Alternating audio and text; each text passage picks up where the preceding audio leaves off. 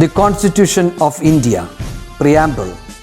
We, the people of India, having solemnly resolved to constitute India into a sovereign, socialist, secular, democratic republic and to secure to all its citizens justice, social, economic and political, liberty of thought, expression, belief, faith and worship, equality of status and of opportunity, and to promote among them all fraternity, assuring the dignity of the individual and the unity and integrity of the nation. In our Constituent Assembly, this 26th day of November 1949, do hereby adopt, enact and give to ourselves this Constitution.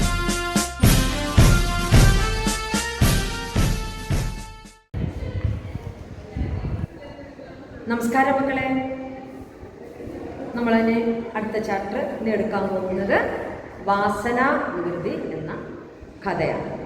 മലയാളത്തിലെ ആദ്യത്തെ ചെറുകഥയാണ്. വേങ്ങിയിൽ കുഞ്ഞിരാമൻ നായനാരാണ് എഴുതിയത് കേട്ടോ. മലയാളത്തിലെ ആദ്യത്തെ ചെറുകഥ. നമുക്ക് കഥാകൃത്തിനെ പരിചയപ്പെടാം.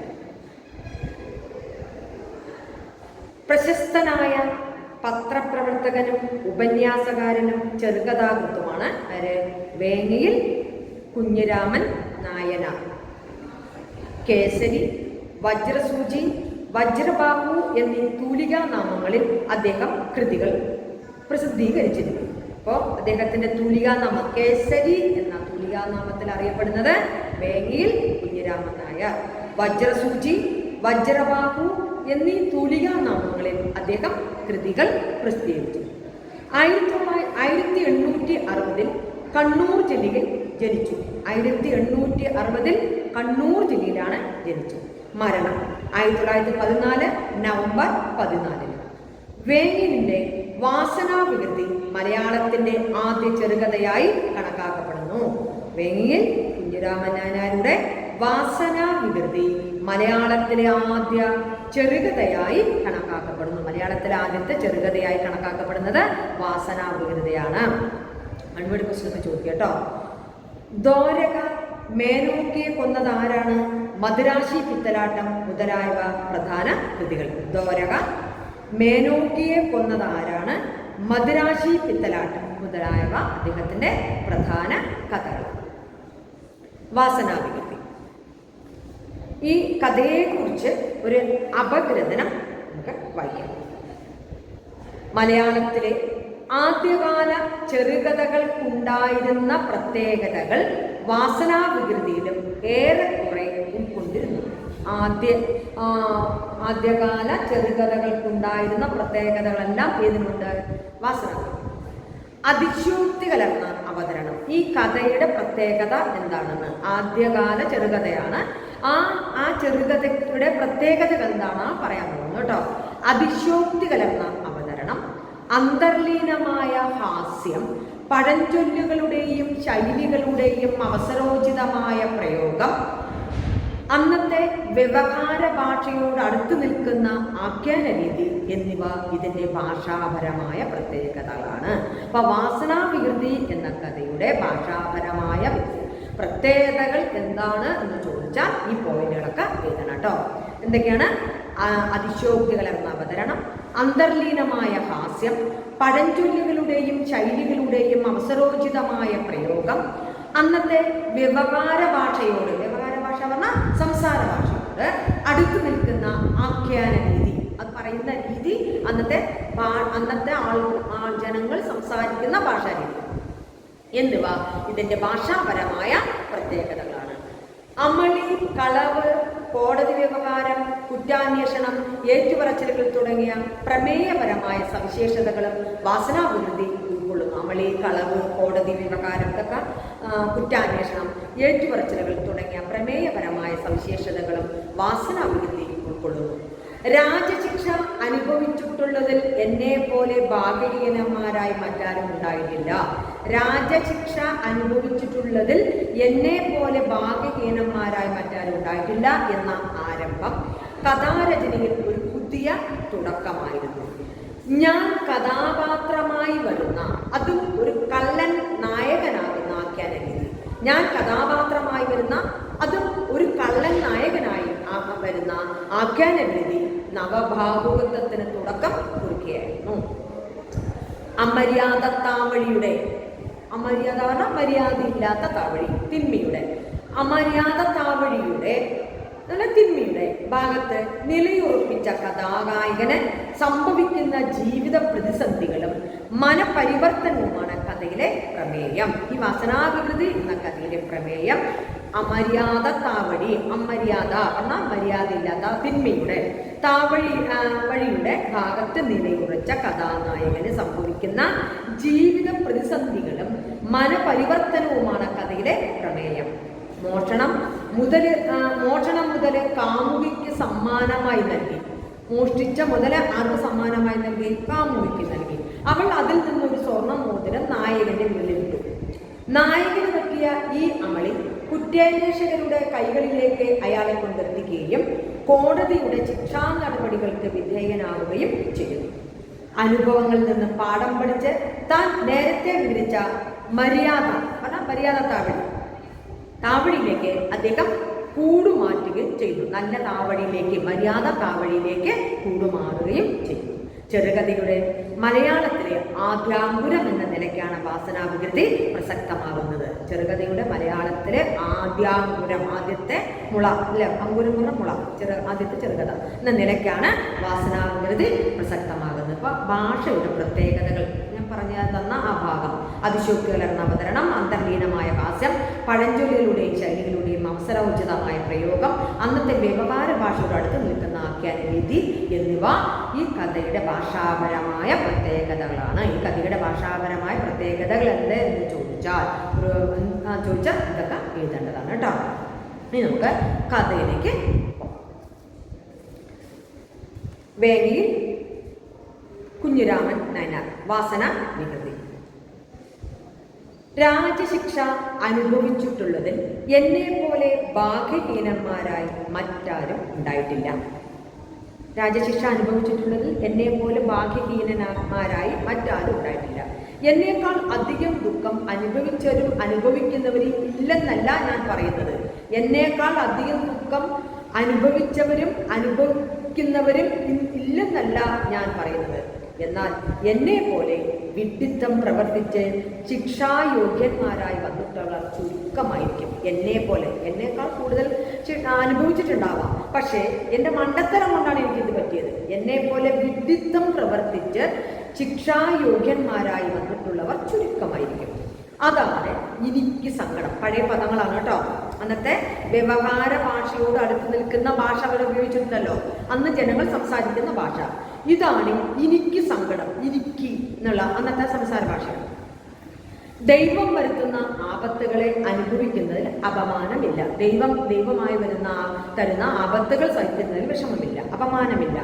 അധികം ബുദ്ധിയുള്ള പോലീസ് ഉദ്യോഗസ്ഥന്മാർ തോൽപ്പിക്കപ്പെടുന്നതും സഹിക്കാവുന്ന സങ്കടമാണ്. അപ്പോൾ ദൈവം വരുത്തുന്ന സങ്കടം അത് സഹിക്കാവുന്നതാണ്, അത് അപമാനമല്ല.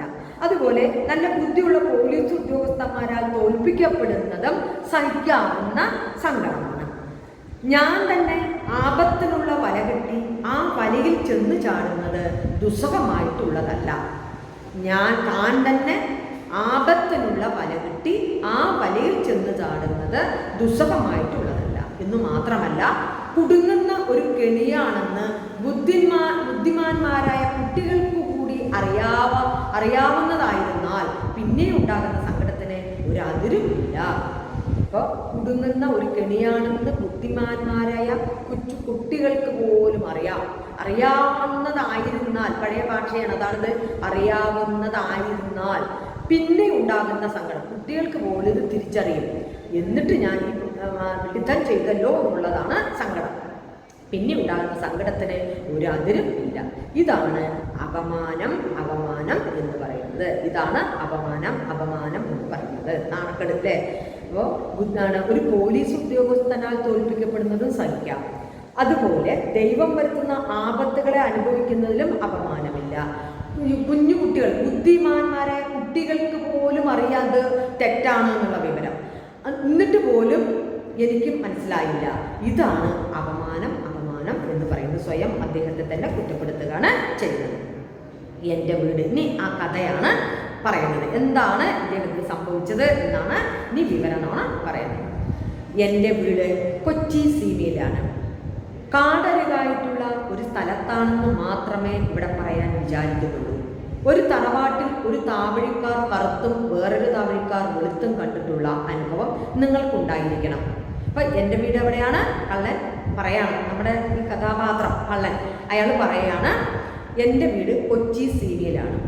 കാടരുകായിട്ടുള്ള ഒരു സ്ഥലത്താണ് മാത്രമേ ഇവിടെ പറയാൻ വിചാരിക്കുന്നുള്ളൂ. അപ്പോൾ ഇവിടെ പറയാൻ ഏത് സ്ഥലമാണ്? ഒരു കാടിൻ്റെ അടുത്താണ് എൻ്റെ വീട് എന്ന് പറയാനേ ഞാൻ വിചാരിക്കുന്നുള്ളൂ. ഒരു തറവാട്ടിൽ ഒരു താവഴിക്കാർ കറുത്തും വേറൊരു താവഴിക്കാർ വെളുത്തും കണ്ടിട്ടുള്ള അനുഭവം നിങ്ങൾക്കുണ്ടായിരിക്കണം. ഒരു തറവാട്ടിൽ ഒരു താവഴിക്കാർ കറുത്തും ഇരിക്കും, ഒരു തറവാട്ടിലെ ആൾക്കാർ കുറച്ച് പേര് കറുപ്പും കുറച്ച് പേര് വെളുപ്പും ഉണ്ടാവുമല്ലോ. വെളുത്തും കണ്ടിട്ടുള്ള അനുഭവം നിങ്ങൾക്കുണ്ടായിരിക്കണം. എൻ്റെ തറവാട്ടിലും ഇതുപോലെയാണ്. ഒരു തറവാട്ടിൽ കറുത്തവരും വെളുത്തവരും ഉണ്ടാവുമല്ലോ, അതുപോലെ ഒരു അച്ഛൻ്റെ മക്കൾ തന്നെ കറുത്തും വെളുത്തും ഉണ്ടാവുമല്ലോ. എൻ്റെ തറവാട്ടിൽ ഇതുപോലെയാണ്. എന്നാൽ നിറഭേദമുള്ളത് ദേഹത്തിനല്ല. നിറഭേദമുള്ളത് ആർക്കല്ല? ദേഹത്തിനല്ല, മര്യാദയ്ക്കാണ് നിറഭേദം. എന്താണ്? എല്ലാ കാലത്തും ഒരു വകക്കാരും മര്യാദക്കാരും മറ്റേ വകക്കാരും അമര്യാദക്കാരുമായിട്ടാണ്. എല്ലാ കാലത്തും ഒരു വകക്കാരും മര്യാദക്കാരും മറ്റേ വകക്കാരും അമര്യാദ പറഞ്ഞാൽ മര്യാദ ഇല്ലാത്ത ആൾക്കാരും, മര്യാദയുള്ള ആൾക്കാരും മര്യാദ ഇല്ലാത്ത ആൾക്കാരും. അമര്യാദ താവഴിയാണ് എൻ്റെ ജനനം. ഞാൻ ജനിച്ചത് ഏതാണ്? മര്യാദ താവഴിയും അമര്യാദ താവഴിയുണ്ട്. പറഞ്ഞാൽ നന്മ തിന്മ എന്നുള്ള അർത്ഥമാണ് കേട്ടോ. ഞാൻ ഏത് താവഴിയിലാണ് ജനിച്ചത്? അമര്യാദ താവഴിയിലാണ് ജനിച്ചത്. അമര്യാദ താവഴിയിലാണ് എൻ്റെ ജനനം. ഇക്കണ്ടക്കുറുപ്പ്, രാമൻ നായർ എന്നിങ്ങനെ രണ്ട് ദിവ്യ പുരുഷന്മാരെ നിങ്ങൾ ചിലരെങ്കിലും കേട്ടിരിക്കാതിരിക്കയില്ല. ഇക്കണ്ടക്കുറുപ്പും രാമൻ നായർ എന്നിങ്ങനെ രണ്ട് ദിവ്യ പുരുഷന്മാരെ നിങ്ങളിൽ ചിലരെങ്കിലും കേട്ടിരിക്കാതിരിക്കയില്ല. പഴയ പദമാണ്, അതാണ് നീട്ടി പറയുന്നത്. അവരിൽ ആദ്യം പറഞ്ഞ മനുഷ്യൻ എൻ്റെ 4ാം അച്ഛനാണ്. അപ്പോൾ നിങ്ങൾ കേട്ടിട്ടുണ്ടാവും ഇക്കണ്ടക്കുറുപ്പ്, രാമൻ നായർ എന്നൊക്കെ നിങ്ങൾ കേട്ടിട്ടുണ്ടാവും, ദിവ്യപുരുഷന്മാരെ കേട്ടിട്ടുണ്ടാവും. ഇതില് അവരിൽ ആദ്യം പറഞ്ഞ മനുഷ്യൻ ആരാ? ആദ്യം പറഞ്ഞ മനുഷ്യൻ ഇക്കണ്ടക്കുറുപ്പ്. ഇക്കണ്ടക്കുറുപ്പ് എൻ്റെ 4ാം അച്ഛനാണ്. എന്താ 4ാം അച്ഛൻ? എൻ്റെ അച്ഛൻ, അച്ഛൻ്റെ അച്ഛൻ. അപ്പോൾ 2ാമത്തത്. അയാളുടെ അച്ഛൻ 3ാമത്തെ അച്ഛൻ, അതിൻ്റെ അച്ഛൻ 4ാമത്തെ അച്ഛൻ. അപ്പോൾ അച്ഛൻ്റെ 4ാമത്തെ അച്ഛനാണ് ഇക്കണ്ടക്കുറുപ്പ്. ഈ താവഴി ഏതാണ്? അമര്യാദ താവഴി. അമര്യാദ പറഞ്ഞാൽ തിന്മ ചെയ്യുന്ന ആ താവഴിയാണ്. ആദ്യം പറഞ്ഞ മനുഷ്യൻ എൻ്റെ 4ാം അച്ഛനാണ്. 4 തലമുറ മുമ്പിലത്തെ ഒരു അമ്മാവനുമാണ്. 4 തലമുറ മുമ്പിലത്തെ, അപ്പൊ അച്ഛൻ്റെ 4ാം തലമുറയിലെ അച്ഛനാണ്. അച്ഛൻ്റെ അച്ഛൻ. അയാള് 4 തലമുറ മുമ്പിലത്തെ ഒരു അമ്മാവനുമാണ്. അയാൾ 4 തലമുറയിലെ മുമ്പിലെ ഒരു അമ്മാവൻ സ്ഥാനവുമായിട്ട് വരും. മുത്തച്ഛൻ. അത് അദ്ദേഹം ഒരു താവഴിയിലെ ഒരു അമ്മാവനായിട്ട് വരും. അദ്ദേഹത്തിൻ്റെ ഓർമ്മയ്ക്ക് തന്നെയാകുന്നു ആ പേര് എനിക്കിട്ടുള്ളത്. അദ്ദേഹത്തിൻ്റെ ഓർമ്മയ്ക്ക് ആ 4ാം അച്ഛൻ്റെ അച്ഛൻ 4ാം തലമുറയിലെ അച്ഛനുണ്ടല്ലോ, അയാൾക്ക് ഇക്കണ്ടക്കുറുപ്പ് എന്നാണ് പേര്. അദ്ദേഹത്തിൻ്റെ ഓർമ്മയ്ക്കായിട്ടാണ് എനിക്ക് ഇക്കണ്ടക്കുറുപ്പ്, അപ്പം നമ്മുടെ നായകൻ്റെ പേരെന്താണ്? ഇക്കണ്ടക്കുറുപ്പ് എനിക്കിട്ടിട്ടുള്ളത്. അതുകൊണ്ട് ദ്യോധാ നാരായണീയം എന്ന് പട്ടേരി പറഞ്ഞതുപോലെ മക്കത്തായ വഴിക്കും മരുമക്കത്തായ വഴിക്കും എനിക്ക് കള്ളനാവാനുള്ള യോഗവും വാസനയും അതികേമമായിരുന്നു. അതുകൊണ്ട് ദ്യോധാ നാരായണീയം, പഴഞ്ചൊല്ലുകൾ ധാരാളം ഈ കഥയിൽ പഴഞ്ചൊല്ലുകൾ ഉപയോഗിച്ചിട്ടുണ്ട്. അപ്പോൾ ദ്യോധാ നാരായണീയം എന്ന് പട്ടേരി പറഞ്ഞതുപോലെ മക്കത്തായ വഴിക്കും മരുമക്കത്തായ വഴിക്കും എനിക്ക് കള്ളനാവാനുള്ള യോഗവും വാസനയും അതികേമമായിരുന്നു. അപ്പോൾ നമ്മുടെ കഥാനായകന്റെ പേര് ഇക്കണ്ടക്കുറുപ്പ്. അയാളുടെ അച്ഛൻ്റെ 4ാം തലമുറയിലുള്ള അച്ഛൻ്റെ പേരാണ് ഇക്കണ്ടക്കുറുപ്പ്. ആ 4ാം തലമുറയുടെ അച്ഛൻ വകയിലൊരു അമ്മാവനായിട്ട് വരും. അതുകൊണ്ട് അച്ഛൻ മക്കത്തായ വഴിക്ക് പറഞ്ഞാൽ മക്കളുടെ വഴിക്ക് അല്ലേ, മക്കളുടെ വഴിക്കും മരുമക്കത്തായ വഴിക്കും, മരുമക്കത്തായ പറഞ്ഞാൽ അമ്മാവൻ, മരുമക്കൾ നടത്തത്തിൽ, ആ മരുമക്കത്തായ വഴിക്കും എനിക്ക് കള്ളനാവാനുള്ള യോഗവും വാസനയും അതികേമമായിരുന്നു. കഥയുടെ ഹെഡിങ് തന്നെ എന്താ കൊടുത്തിരിക്കുന്നത്? വാസന വികൃതി, വാസനയുടെ, ജന്മവാസനയുടെ ഒരു വികൃതി എന്നാണ് പറയുന്നത്. അപ്പോൾ മക്കത്തായ വഴിക്കും മരുമക്കത്തായ വഴിക്കും എനിക്ക് കള്ളനാവാനുള്ള ആ യോഗവും വാസനയും അതികേമമായിരുന്നു. ഇതുപോലെയാണ് പറഞ്ഞത് ദ്യോതാ നാരായണീയം. പട്ടേരി പറഞ്ഞതുപോലെ. എന്താ ദ്യോതാ നാരായണീയം അറിയാം. മേൽപ്പത്തൂർ നാരായണ ഭട്ടതിരിയുടെ പ്രശസ്ത കാവ്യമാണ് ഇത് നാരായണീയം. മേൽപ്പത്തൂർ നാരായണ ഭട്ടതിരിയുടെ പ്രശസ്ത കാവ്യമാണ് നാരായണീയം. രചിച്ചത് മേൽപ്പത്തൂർ നാരായണ ഭട്ടതിരിയാണല്ലോ, നാരായണനാണല്ലോ. മേൽപ്പത്തൂർ നാരായണ ഭട്ടതിരി രചിക്കപ്പെട്ടത് നാരായണനെ കുറിച്ചാണ്. മേൽപ്പത്തൂർ നാരായണ ഭട്ടതിരി എന്നുള്ള ആളാണ് എന്ത് രചിച്ചത്? നാരായണീയം രചിച്ചത്. രചിക്കപ്പെട്ടത് നാരായണനെ കുറിച്ചാണ് രചിച്ചത്. കർത്താവ് എന്ന നിലയിലും പ്രമേയ വിഷയം എന്ന നിലയിലും രണ്ട് വിധത്തിലും നാരായണീയം എന്ന പേര് ചേരുമെന്ന് പട്ടേരി പറയുകയുണ്ടായി. കർത്താവ് എന്ന നിലയിൽ, കർത്താവ് എന്ന മേൽപ്പത്തൂർ നാരായണ ഭട്ടതിരി, അദ്ദേഹം നാരായണൻ എന്ന പേര്. അദ്ദേഹം എടുത്ത പ്രമേയോ നാരായണനെ കുറിച്ച്. അപ്പൊ എഴുതിയ ആള് നാരായണൻ, എഴുതാനെടുത്ത വിഷയം നാരായണൻ എന്ന നിലയിലും രണ്ട് വിധത്തിലും നാരായണീയം എന്ന പേര് ചേരുമെന്ന് പട്ടേരി പറയുകയുണ്ടായി. അതാണ് ഇവിടെ ദ്യോതാ നാരായണീയം എന്ന് പറഞ്ഞത്. പട്ടേരി പറഞ്ഞതുപോലെ, മേൽപ്പത്തൂർ നാരായണ ഭട്ടതിരി പറഞ്ഞതുപോലെ. ആ മേൽപ്പത്തൂർ നാരായണ ഭട്ടതിരിയുടെ പേര് നാരായണൻ.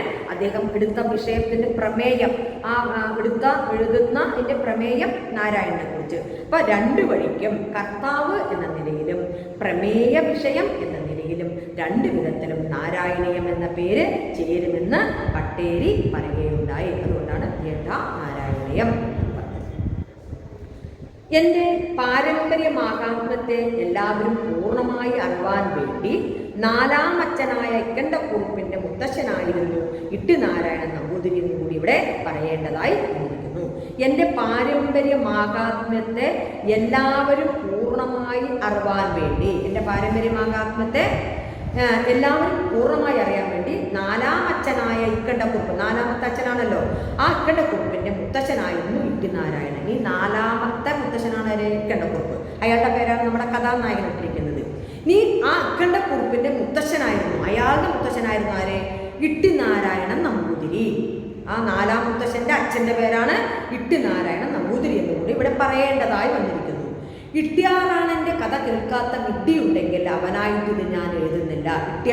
ഇട്ടിനാരായണനെ ചുരുക്കി പറയുന്നതാണ് ഇട്ടിയാറാണൻ. ഇട്ടിയാറാണന്റെ കഥ കേൾക്കാത്ത വിഡ്ഢിയുണ്ടെങ്കിൽ അവനായിട്ട് ഇത് ഞാൻ എഴുതുന്നില്ല. ബാല്യത്തിൽ തന്നെ എന്നെ അമര്യാദ താവഴിയിൽ നിന്ന് വേർപെടുത്താൻ വീട്ടിലുള്ളവർ ചിലർ ഉത്സാഹിച്ചു. ഈ ബാല്യത്തിൽ തന്നെ, ഞാൻ എൻ്റെ കുട്ടിക്കാലത്ത് തന്നെ എന്നെ അമര്യാദ താവഴിയിൽ നിന്നും, രണ്ട് താവഴി പറഞ്ഞല്ലോ, മര്യാദ താവഴിയും അമര്യാദയും, ആ അമര്യാദ താവഴിയിൽ നിന്ന് വേർപെടുത്തുവാൻ വീട്ടിലുള്ളവർ ചിലർ ഉത്സാഹിച്ചു. പിന്നെ ഈ അമര്യാദ താവഴി, തിന്മയുടെ ആ താവഴിയിൽ നിന്നും വേർതിരിക്കാൻ, എന്നെ പിന്തിരിക്കാൻ വീട്ടുകാർ ഉത്സാഹിച്ചു. സാധിച്ചില്ലെങ്കിൽ അവരുടെ പ്രയത്നക്കുറവല്ലെന്ന് ഞാൻ സത്യം ചെയ്ത് കൈപ്പീത്തു കൊടുക്കാം. സാധിച്ചില്ലെങ്കിൽ അവരെന്നെ ഈ അമര്യാദ താവഴിയിൽ നിന്നും വേർപെടുത്താൻ വളരെ ശ്രമിച്ചു. അവരുടെ അത് സാധിച്ചില്ലെങ്കിൽ, അത് ഫലിച്ചില്ലെങ്കിൽ അവരുടെ പ്രയത്നക്കുറവല്ലെന്ന് ഞാൻ സത്യം ചെയ്ത് കൈപ്പീത്ത് കൊടുക്കാം. കൈപ്പീത്ത് കൊടുക്കുക പറഞ്ഞാൽ മൊഴി കൊടുക്കാം. പഴയ പദങ്ങളാണ് കേട്ടോ. കൈപ്പീത്ത് പറഞ്ഞാൽ മൊഴി കൊടുക്കാം എന്ന് പറയണം. എൻ്റെ വാസനാബലം എന്ന് മാത്രം. അപ്പോൾ അവരുടെ പ്രയത്നക്കുറവല്ല എന്ന് ഞാൻ സത്യം ചെയ്ത് എഴുതി ഒപ്പിട്ട് കൊടുക്കാൻ പറയല്ലേ. സത്യം ചെയ്ത് ഞാൻ എഴുതി ഒപ്പിട്ട് കൊടുക്കാൻ പറയല്ലേ, മൊഴി കൊടുക്കുക എന്ന് പറയണം. അതാണ് കൈപ്പീത്ത് എന്ന് പറഞ്ഞ വാക്കിനർത്ഥം കേട്ടോ. എൻ്റെ വാസനാബലം എന്ന് മാത്രമേ പറയാം. അപ്പം എന്നെ നേരാക്കാൻ വേണ്ടി വീട്ടുകാർ ശ്രമിച്ചിട്ട് ഞാൻ മാറിയില്ല. അതിൽ ഞാൻ സത്യം ചെയ്ത് ഒപ്പിട്ട് കൊടുക്കുക, എഴുതി കൊടുക്കുക എന്ന് പറയണം. വിദ്യാഭ്യാസ വിഷയത്തിൽ ഞാൻ വലിയ മടിയനായിരുന്നു എന്ന് ഒരിക്കലും പറഞ്ഞുകൂടാ. ഇനി വിദ്യാഭ്യാസ വിഷയത്തിൽ ഞാൻ വലിയ മടിയനാണെന്നൊന്നും ഒരിക്കലും പറഞ്ഞുകൂടാ. എൻ്റെ സഹപാഠികളിൽ അധികം പേരും എന്നേക്കാൾ ബുദ്ധി കുറഞ്ഞവരായിരുന്നു. ഞാൻ പഠനത്തിൽ വളരെ പുറകിലൊന്നുമല്ല, എന്നേക്കാൾ ബുദ്ധി കുറഞ്ഞവരായിരുന്നു എൻ്റെ സഹപാഠികൾ എന്നുള്ളതിലേക്ക് ഞങ്ങളുടെ ഗുരുനാഥൻ തന്നെയാണ് സാക്ഷി. അപ്പോൾ ഞാൻ പഠനത്തിൽ വളരെ പുറകിലൊന്നുമല്ല, എൻ്റെ സഹപാഠിയേക്കാൾ ഞാൻ ബുദ്ധി കുറഞ്ഞവരായിരുന്നൊന്നുമില്ല. അത് സാക്ഷി ആരാണ്? എൻ്റെ ഗുരുനാഥൻ തന്നെയാണ്. 10 കൊല്ലം കൊണ്ട് 30 സർഗം കാവ്യം പഠിച്ച ഗണാഷ്ടക വ്യുൽപ്പത്തി മാത്രമായി അവശേഷിക്കുന്ന ഗംഭീരന്മാർ മലയാളത്തിൽ പലയിടത്തും ഉണ്ട്. 10 കൊല്ലം കൊണ്ട് 30 സർഗം കാവ്യം, അന്ന് കാലത്തൊക്കെ സർഗവും കാവ്യങ്ങളാണ് പഠിക്കുക. 10 കൊല്ലം കൊണ്ട് 30 സർഗം കാവ്യം പഠിച്ച ഗണാഷ്ടക വ്യുൽപ്പത്തി മാത്രമായി അവശേഷിക്കുന്ന ഗംഭീരന്മാർ മലയാളത്തിൽ പലയിടത്തുമുണ്ട്. എത്ര വർഷം പഠിച്ചിട്ട്? 30 സർഗം അല്ലേ? 10 കൊല്ലം കൊണ്ട് 30 സർഗവും പഠിച്ച് ഗണാഷ്ടക വ്യുൽപ്പത്തി മാത്രമായി അവശേഷിക്കുന്ന ഗംഭീരന്മാർ മലയാളത്തിൽ ധാരാളമുണ്ട്. ഞാൻ 5-8 സർഗം കാവ്യം പഠിച്ചിട്ടുണ്ട്. വിൽപ്പന്നനായി എന്ന് മാത്രം, വിൽപ്പന്ന പറഞ്ഞാൽ പാണ്ഡിത്യം, വിൽപ്പത്തി പാണ്ഡിത്യം, വിൽപ്പന്നനായി എന്ന് മേനി പറയത്തക്ക അറിവ് എനിക്ക് ഉണ്ടായില്ല. പറഞ്ഞ പണ്ഡിതനായി എന്ന്, വിൽപ്പന്നൻ, വിൽപ്പത്തി അറിവ്, ഇവിടെ പണ്ഡിതൻ അർത്ഥം. ആ വിൽപ്പന്നനായി എന്ന് മേനി പറയത്തക്ക, എന്താ മേനി? അഹങ്കാരം പറയാം അല്ലെ? ഞാൻ പണ്ഡിതനായി എന്ന് അഹങ്കാരം പറയത്തക്ക അറിവ്, മേനി പറയുക പറഞ്ഞാൽ പൊങ്ങച്ചം പറയുക, അല്ലെങ്കിൽ എന്താ പറയുക, ഉണ്ട് എന്നുള്ളത് പറയാം. വിൽപ്പന്നനായി എന്ന് മേനി പറയത്തക്ക അറിവ് എനിക്കുണ്ടായില്ല. എനിക്ക് എന്നല്ല പറഞ്ഞത്, ഭാഷായുടെ പ്രത്യേകങ്ങളുടെ പഴയ പദങ്ങളാണ്. എനിക്കുണ്ടായില്ല. എങ്കിലും വ്യാഖ്യാനമുണ്ടെങ്കിൽ മറ്റ് സഹായം കൂടാതെ ഒരുവിധം, അപ്പോൾ ഞാൻ മറ്റുള്ളവരൊക്കെ ഗണാഷ്ടക വ്യുൽപ്പത്തി മാത്രമായി അവശേഷിക്കുന്ന ഗംഭീരന്മാർ മലയാളത്തിലുണ്ട്. ഞാൻ 5-8 സർഗം കാവ്യം പഠിച്ചിട്ടുണ്ട്. വിൽപ്പന്നനായി എന്ന് അഹങ്കരിക്കുന്ന അറിവൊന്നും എനിക്കുണ്ട് എന്ന് ഞാൻ പറയുന്നില്ല. എങ്കിലും വ്യാഖ്യാനമുണ്ടെങ്കിൽ, ഈ ശ്ലോകത്തിൻ്റെ വ്യാഖ്യാനമുണ്ടെങ്കിൽ മറ്റ് സഹായമൊന്നും കൂടാതെ ഒരുവിധം ഭാവം മനസ്സിലാകത്തക്ക വ്യുൽപ്പത്തി എനിക്കുണ്ടായി. അപ്പം വ്യാഖ്യാനം ഉണ്ടെങ്കിൽ അത് വായിച്ചാൽ ഞാൻ അർത്ഥമൊക്കെ നോക്കി പഠിച്ച് എനിക്ക് മനസ്സിലാക്കാൻ കഴിയും. ഇത് സമ്പാദിച്ചപ്പോഴേക്കും 2 വഴിക്കും കൂടി കിട്ടിയിട്ടുള്ള വാസന കൊണ്ട് ഇതിലൊന്നിലും എനിക്ക് മോഹമില്ലാതെ. അപ്പം ഇത്രയൊക്കെ പഠിച്ചു. വ്യാഖ്യാനം ഉണ്ടെങ്കിൽ ഒരുവിധം ശ്ലോകമൊക്കെ വായിച്ച് അർത്ഥം മനസ്സിലാക്കി ഒരുവിധമൊക്കെ ഞാൻ പഠിക്കും. ഈ പഠിച്ചു കഴിയുമ്പോഴേക്കും 2 വഴിക്കും കൂടി, ഏതാ 2 വഴിക്ക്? മക്കത്തായ വഴിക്കും മരുമക്കത്തായ വഴിക്കും കള്ളനാകാനുള്ള വാസന. അപ്പോൾ 4-ാമച്ഛൻ്റെ അച്ഛൻ ഇട്ടിയാരാണൊക്കെ ഉണ്ടല്ലോ, ഇവരുടെയൊക്കെ താവഴിയാണ്, ഇവർക്ക് കള്ളന്മാരുടെ താവഴിയാണ്. അദ്ദേഹം വകയിൽ ഒരു അമ്മാവനോട് 4-ാം മുത്തച്ഛൻ.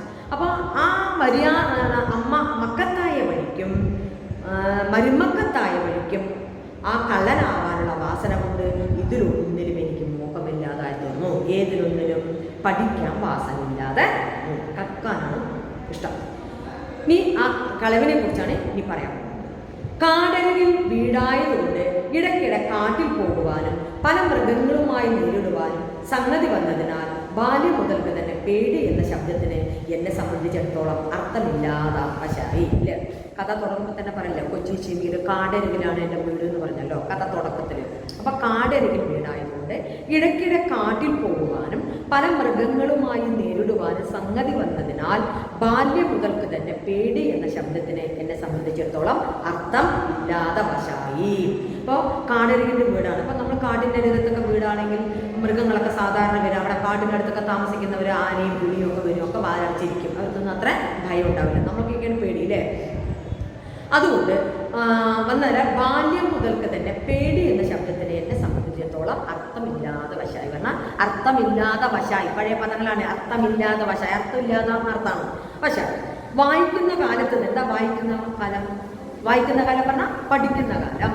വായിക്കുന്ന കാലം പഴയ പദങ്ങളാണ് പറയുമ്പോൾ ശ്രദ്ധിച്ച് കേൾക്കുക കേട്ടോ. വായിക്കുന്ന കാലത്ത് പറഞ്ഞാൽ പഠിക്കുന്ന കാലത്ത് തന്നെ കോണം കക്കാറും പ്രഹരം കൊള്ളാറുമുണ്ട്. പഴഞ്ചൊല്ലുകൾ ധാരാളം ഈ കഥയിൽ പ്രയോഗിച്ചിട്ടുണ്ട്. കോണം കക്കാറും പ്രഹരം കൊള്ളാറുമുണ്ട്. കോണം കക്കാറും കോണകം കക്കാറുമുണ്ട്, തല്ലുകൊള്ളാറുമുണ്ട്. പറഞ്ഞാൽ നിസാരമായ വസ്തുക്കൾ മോഷ്ടിക്കാറുണ്ട്, തല്ലുകൊള്ള. അതാണ് കോണം കക്കാറും പ്രഹരം കൊള്ളാറുമുണ്ട്. പറഞ്ഞാൽ കോണകം കക്കാറുമുണ്ട്, പ്രഹരം പറഞ്ഞാൽ അടി കൊള്ളാറുമുണ്ട്. പറഞ്ഞാൽ നിസാര വസ്തുക്കൾ മോഷ്ടിക്കാറുമുണ്ട്, അത് പിടിക്കപ്പെടാറുണ്ട് എന്നുള്ളതാണ് അതിൻ്റെ അർത്ഥം. എങ്കിലും 20 വയസ്സ് കഴിഞ്ഞപ്പോഴേക്കും എൻ്റെ പ്രകൃതം അശേഷം മാറി. 20 വയസ്സ് കഴിഞ്ഞു നമ്മുടെ കഥാനായകൻ. വയസ്സ് കഴിഞ്ഞപ്പോഴേക്കും എൻ്റെ പ്രകൃതം അശേഷം മാറി. ചില്ലറ കളവിട്ട് വൻതരത്തിൽ മോഹം തുടങ്ങി. 20 വയസ്സ് കഴിഞ്ഞപ്പോൾ ആൾ വലുതാവുമല്ലോ. അപ്പോൾ ചില്ലറ കളവാണ് ഇതുവരെ നടന്നത്. ഇനിയിപ്പോൾ വലിയ കളവിലേക്ക് പോവുകയാണ്. മോഹം തുടങ്ങി. വില പിടിച്ച സാധനമായാലേ എൻ്റെ നോട്ടം ചെല്ലുകയുള്ളൂ. ഇപ്പം ചെറിയ ചെറിയ പൊടി സാധനമൊന്നും മോഷ്ടിക്കുന്നില്ല. വലിയ സാധനം കണ്ടാലേ എനിക്ക് എൻ്റെ ശ്രദ്ധ അങ്ങോട്ട് ചെല്ലുകയുള്ളൂ. ചെന്ന ദിക്കിലെല്ലാം 12 തന്നെ ഇങ്ങനെ വളരെ ദ്രവ്യം സമ്പാദിച്ചു. അപ്പോൾ വില പിടിച്ച സാധനമായാൽ എൻ്റെ നോട്ടം 20 വയസ്സ് കഴിഞ്ഞപ്പോൾ വലിയ വലിയ സാധനങ്ങളാണ്. ശ്രദ്ധ പോയ ദിക്കിലൊക്കെ എന്താണ്, ചെന്ന ദിക്കിലെല്ലാം ഈരാറ് 12 തന്നെ. ചെന്ന ദിക്കിലെല്ലാം ഈരാറ് 12. ഈ പകിടകളിലെ 12 വീഴുക എന്നതാണ് ഭാഗ്യവാന് മാത്രമേ 12 വീഴുകയുള്ളൂ. 12 വീഴുക നമ്മൾ ആശം വീഴുക എന്നൊക്കെ പറയില്ല. അതുപോലെ പകിടകളിലെ പകിട ഇങ്ങനെ ഉരുട്ടിയിട്ട് പകിട 12 എന്നിടില്ലേ, അതുപോലെ പകിടകളിൽ 12 വീഴുക എന്നതാണ് പകിട 12 എന്ന് പറയും. അതാണ് പകിട 12. ഭാഗ്യവാന് മാത്രമേ എന്ത് വീഴുകയുള്ളൂ, 12 വീഴുകയുള്ളൂ. അപ്പൊ ചെന്നിടത്തെല്ലാം ഈരാറ് 12. എന്താ ഈരാറ് 12? പകിടകളിൽ ഈ ഭാഗ്യവാന്മാർക്ക് വീഴുന്നതാണ് 12. ആ ചെന്നിടത്തൊക്കെ എനിക്ക് ഭാഗ്യമാണ്. ചെന്നിടത്ത് പറഞ്ഞാൽ ആരും പിടിക്കപ്പെട്ടില്ല, ധാരാളം സ്വത്തുക്കളൊക്കെ കിട്ടുകയും ചെയ്തു പറയുന്നത്. അപ്പൊ ചെന്ന ദിക്കിലെല്ലാം ഈരാറ് 12. പഴഞ്ചൊല്ലുകൾ ഇതുപോലെ വികസിപ്പിക്കാനൊക്കെ ചോദിക്കും കേട്ടോ. അതെന്താണ് അർത്ഥാക്കിയെന്നൊക്കെ ചോദിക്കും അല്ലേ. ചെന്നിടത്തൊക്കെ പോയ ഒരു തടസ്സമില്ലാതെ മോഷ്ടിച്ച് വരാനുള്ള സംഗതികളൊക്കെ അവിടെ ഉണ്ട് അല്ലേ. ആരും പിടിക്കപ്പെട്ടില്ല, നിറയെ കട്ട മുതലും കൊണ്ട് തിരിച്ചു വരും, ആരും പിടിക്കപ്പെട്ടില്ല. അതാണ് ചെന്നിടത്തൊക്കെ ഈരാറ് 12. പകടിയിലെ ഭാഗ്യ ഇതാണ് ഏത് 12 എന്നുള്ളത്. ഇങ്ങനെ വളരെ ദ്രവ്യം സമ്പാദിച്ചു. ദ്രവ്യം പറഞ്ഞാൽ സ്വത്ത്. ഇങ്ങനെ മോഷ്ടിച്ചിട്ട് 20 വയസ്സ് കഴിഞ്ഞപ്പോൾ ചെന്നിടത്തൊക്കെ നല്ല ഭാഗ്യമാണ് അല്ലേ. എവിടെ പോയാൽ ആരും പിടിക്കപ്പെട്ടിട്ടില്ല. അങ്ങനെ ധാരാളം സ്വത്ത് സമ്പാദിച്ചു. എൻ്റെ പ്രവൃത്തിയിൽ ഞാൻ പിന്തുടരുന്നത് 4-ാം അച്ഛനെയല്ല. എൻ്റെ പ്രവൃത്തിയിൽ ഞാൻ പിന്തുടരുന്നത് ആരെയല്ല, 4-ാം അച്ഛനെയല്ല. കളവ് ചെയ്യുന്നത് 2 വിധമാണ്. 4-ാം അച്ഛൻ്റെയും അപ്പുറമുള്ള ആളിനെയാണ് അല്ലേ. കളവ് ചെയ്യുന്നത് 2 വിധമാണ്. ഇനി കളവിനെ കുറിച്ച് പറയണം. കളവ് ചെയ്യുന്നത് 2 വിധമാണ്. ഒന്ന് തീവട്ടിക്കൊള്ള, മറ്റേത് ഒറ്റയ്ക്ക് പോയി കക്കുക. ഒന്ന് തീവട്ടിക്കൊള്ളയും ഒന്ന് ഒറ്റയ്ക്ക് പോയി കള്ള.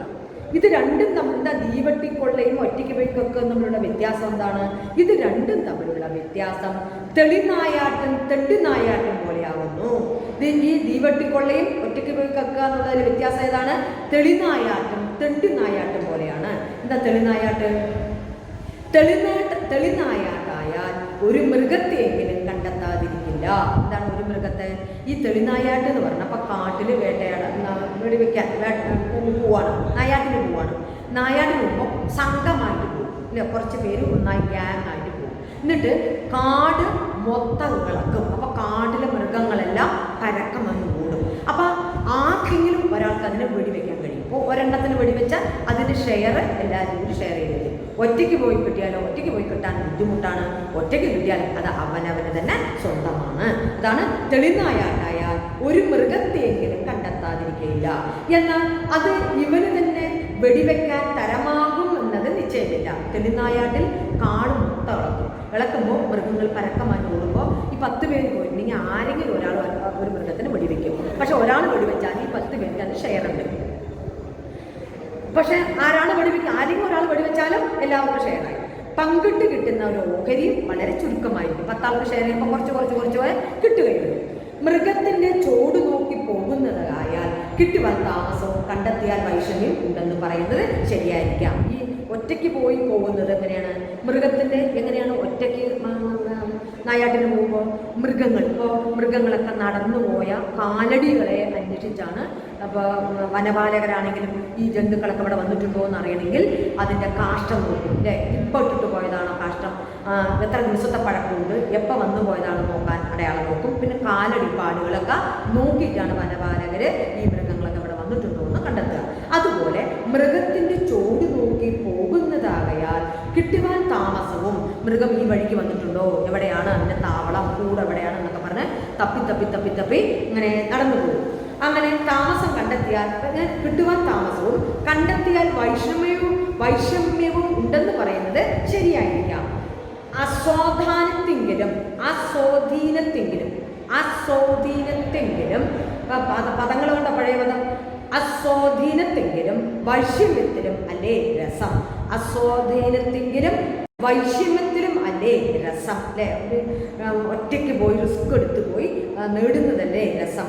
കണ്ടെത്തി കിട്ടിയാൽ പ്രയോഗത്തിന് പങ്കുകാരില്ല. അങ്ങനെ വിഷമിച്ച് കഷ്ടപ്പെട്ട് മൃഗങ്ങളുടെ കാലടിപ്പാടുകളെ തെരഞ്ഞുപോയി ഒറ്റയ്ക്ക് കണ്ടെത്തി അങ്ങനെ കണ്ടെത്തുമ്പോൾ ആ പ്രയോഗത്തിന് പങ്കുകാരില്ല. ഒറ്റയ്ക്ക് പോയി നമ്മൾ തന്നെ ഒറ്റയ്ക്ക് റിസ്ക് എടുത്ത് പോയി മൃഗത്തെ വേട്ടയാടി കൊണ്ടുവന്നാൽ അതിന് ഷെയർ ആർക്കാണ്? മൃഗം വിളിച്ച് കക്കാൻ പോകണമെന്നാണ് ഇവിടെ ഉദ്ദേശിക്കുന്നത് കേട്ടോ. അതിന് ഏതിനോട് കണക്ട് ചെയ്ത് പറഞ്ഞതാണ്? നായാട്ടുമായി കണക്ട് ചെയ്ത് പറഞ്ഞതാണ്. പങ്കുകാരില്ല. ഇവിടെ കൂട്ടായി കളവിന് പോകുമ്പോൾ ആ ഒരാൾ കട്ടാലും 10 ആൾക്ക് ഷെയർ ചെയ്യണം. ഒറ്റയ്ക്ക് പോയി കട്ടാലോ റിസ്ക് ആണ് പോകാൻ.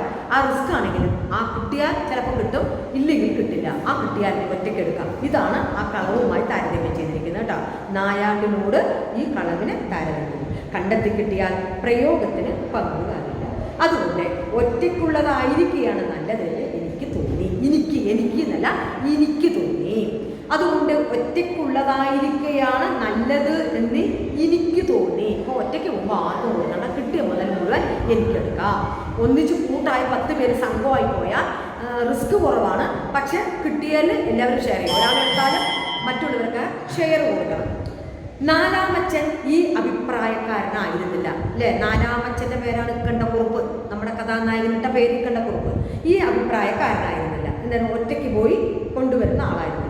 അദ്ദേഹം പ്രാചീനൻ തന്നെ. അദ്ദേഹം ആരാണ്? പ്രാചീനൻ, പഴയ ആൾ തന്നെയാണ്. ഞാൻ നവീനനാണ്. ഞാൻ ആരാണ്? നവീനൻ, പുതിയ ആളാണ്. എന്നാൽ ഇട്ടിയാറാണ് മുത്തച്ഛൻ തിരുമനസ്സുകൊണ്ട്. ഇട്ടിയാറാണ് അയാൾ. ആ നാലാമച്ചൻ്റെ അച്ഛനാണ് ആര്?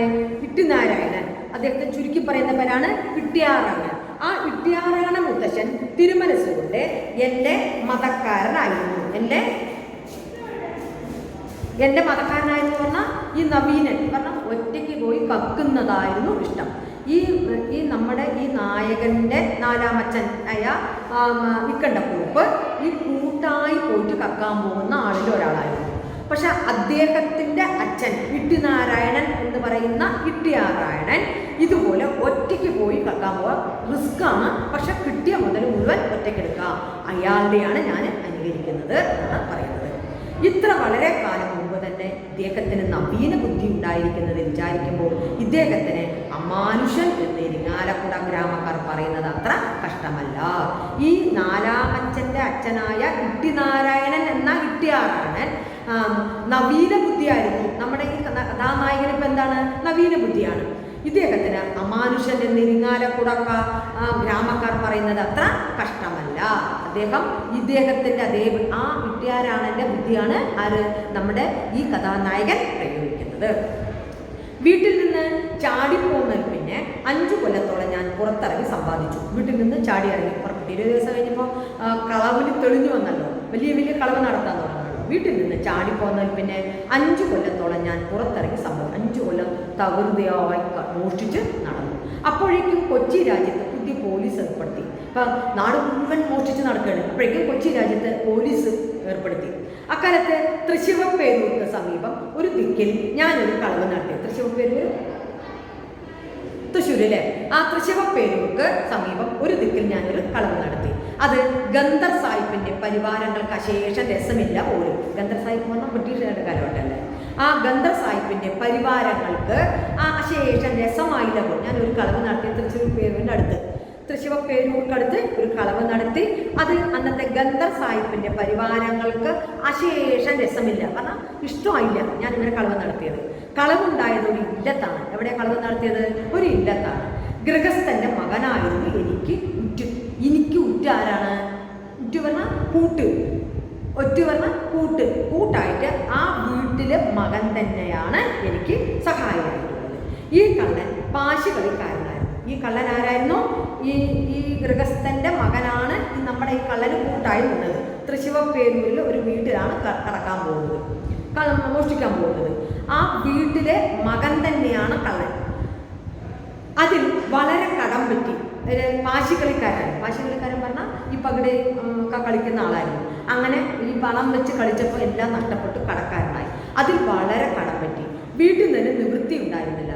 എന്നിട്ടാണ് തന്നെ ശരണം പ്രാപിച്ചത്. ആ പകിടകളിൽ കാശൊക്കെ നഷ്ടപ്പെട്ടു. ഈ പാശികളിൽ കളി എന്താ പറയുക, പണമൊക്കെ നഷ്ടപ്പെട്ട് കടം വന്നപ്പോൾ ഈ കള്ളനെ പറഞ്ഞാൽ ഈ ഗൃഹസ്ഥൻ്റെ മകനായ കള്ളന് കടം വീട്ടണം. അപ്പോൾ നമ്മുടെ കള്ളൻ സംഘത്തിൽ നിന്ന് ചേർന്നാണ്. അങ്ങനെ നമ്മുടെ ഇക്കണ്ടക്കുറുപ്പ് എന്ന കള്ളനില്ലേ ഇപ്പോഴത്തെ നമ്മുടെ, ആ കള്ളൻ കൊണ്ടുവന്ന് ചേർന്നു.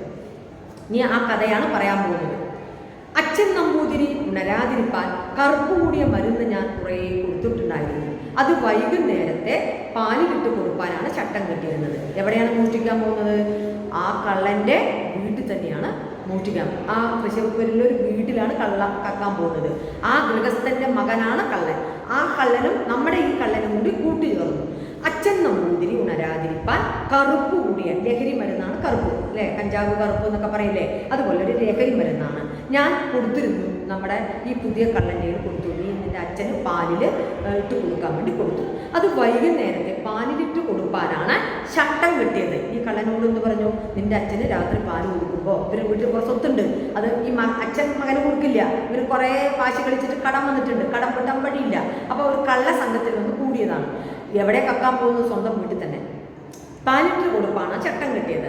4-ൽ 1 മാത്രമേ കൊടുക്കാവൂ എന്ന് പ്രത്യേകം താക്കീത് ചെയ്തിട്ടുണ്ടായിരുന്നു. എന്താ 4-ൽ 1?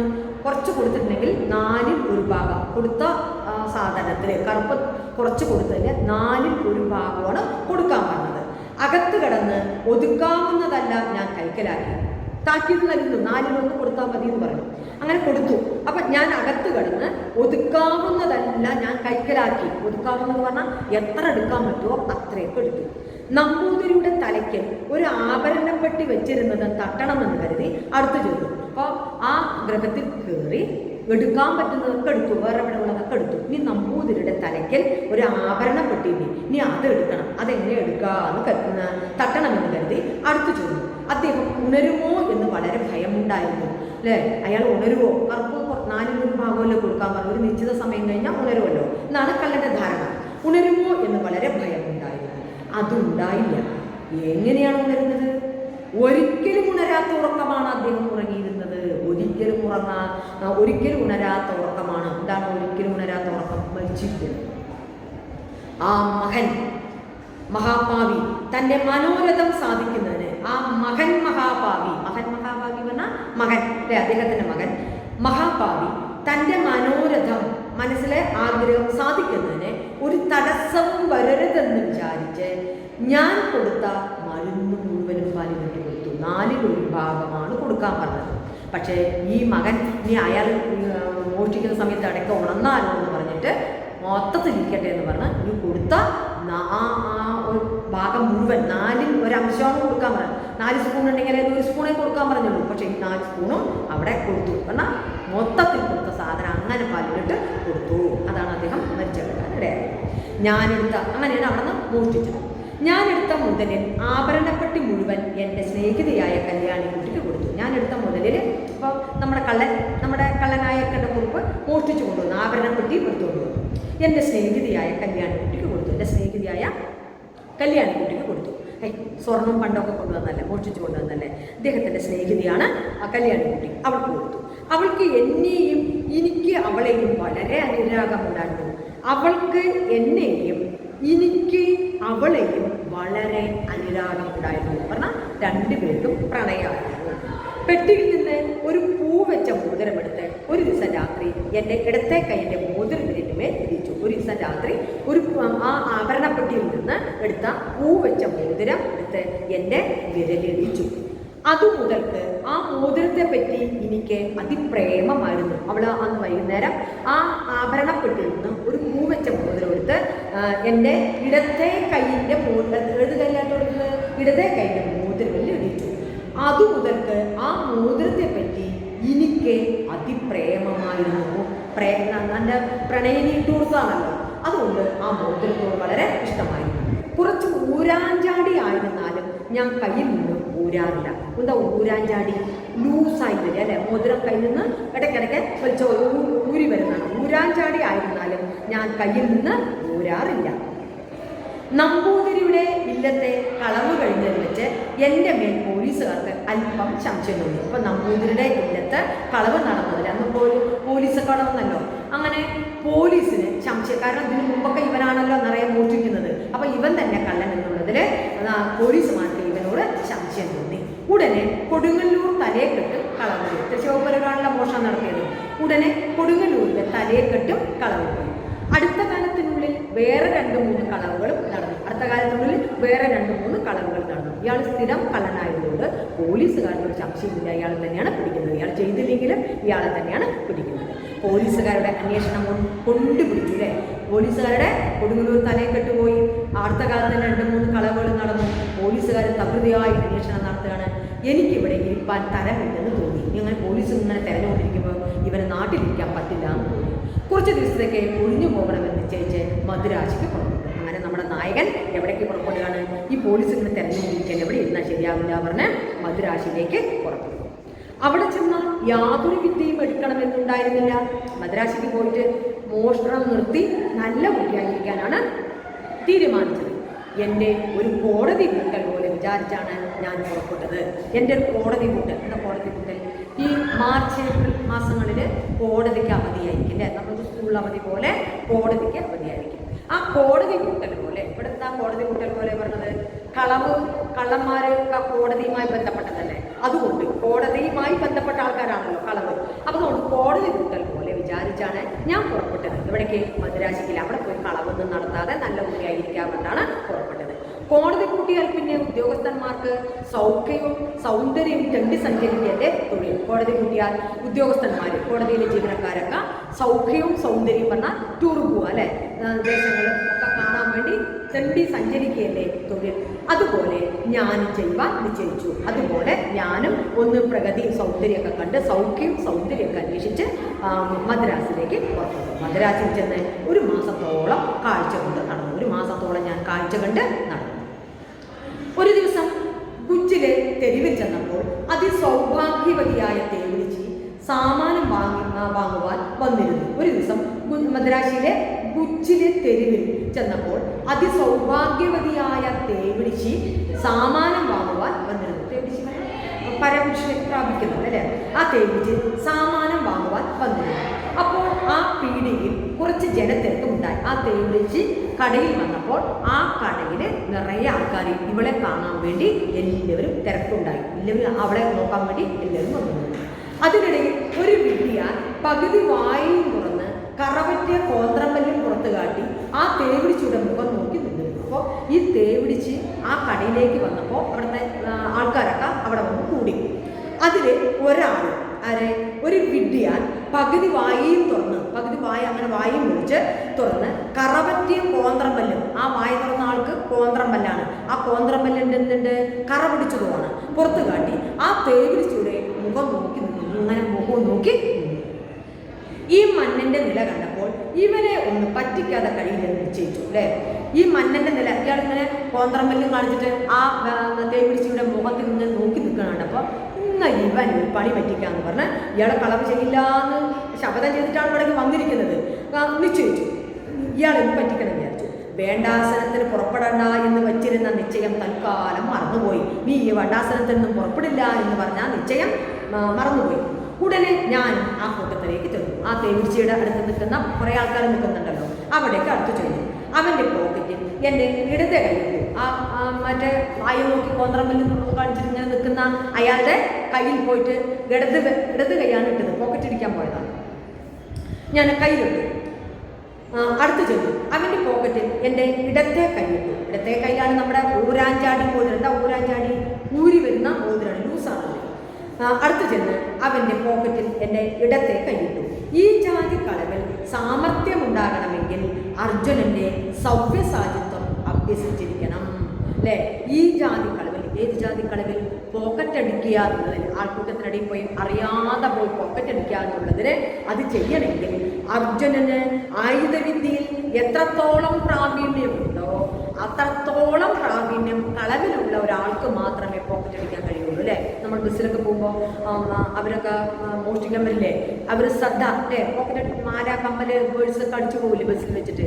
അവരൊക്കെ നല്ല പയറ്റി തെളിഞ്ഞ കള്ളന്മാരാണ്. ഈ പോക്കറ്റ് അടിക്കുക എന്നുള്ളത് അർജുനന് ആയുധവിദ്യയിൽ എത്രത്തോളം പ്രാവീണ്യമുണ്ടോ അത്രത്തോളം കളവിൽ പ്രാവീണ്യമുള്ള ഒരാൾക്ക് മാത്രമേ ഈ പോക്കറ്റ് അടിക്കാൻ കഴിയുള്ളൂ. ഇപ്പം നമ്മൾ ബസ്സിൽ പോകുമ്പോൾ അവർ നമ്മുടെ ശ്രദ്ധ തിരിക്കാൻ വേണ്ടി അല്ലെങ്കിൽ ഒരു കുട്ടിയെ കരിപ്പിക്കുകയോ അല്ലെങ്കിൽ എന്തെങ്കിലും ബഹളം ഉണ്ടാക്കുന്ന പോലെ രണ്ടാൾക്കാരുണ്ടാവും കൂടെ, ഒരാൾ ആരെങ്കിലും ബഹളം ഉണ്ടാക്കും. അപ്പം നമ്മുടെ ബസ്സിലുള്ള ആൾക്കാരുടെ ശ്രദ്ധ മുഴുവൻ അവരേക്ക് തിരിയുമ്പോൾ ഈ കൂടെ നിൽക്കുന്നവർ മാലയോ വളയോ പേഴ്സോ അങ്ങനെ പൊട്ടിച്ച് അവർ അടുത്ത സ്റ്റോപ്പിൽ ഇറങ്ങി മിണ്ടാതെ പോകും. അപ്പം കള്ളനാണെന്ന് അറിയില്ല. ഇതൊക്കെ അവരുടെ തന്ത്രങ്ങളാണ്. അതുപോലെ അർജുനന്റെ സവ്യസാധ്യത്വം അഭ്യസിച്ചിരിക്കണം.